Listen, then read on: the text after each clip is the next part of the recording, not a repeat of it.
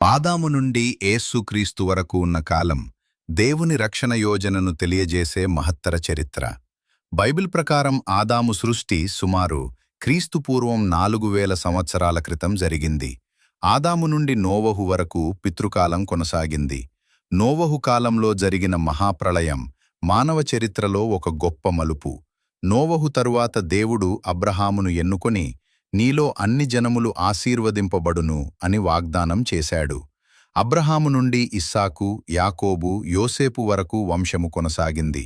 మోషే కాలంలో ఇశ్రాయేలు ప్రజలు ఈజిప్టు బానిసత్వం నుండి విముక్తి పొందారు. దేవుడు మోషే ద్వారా 10 ఆజ్ఞలను ఇచ్చాడు. దావీదు మరియు సొలొమోను రాజుల కాలంలో ఇశ్రాయేలు రాజ్యం బలపడింది.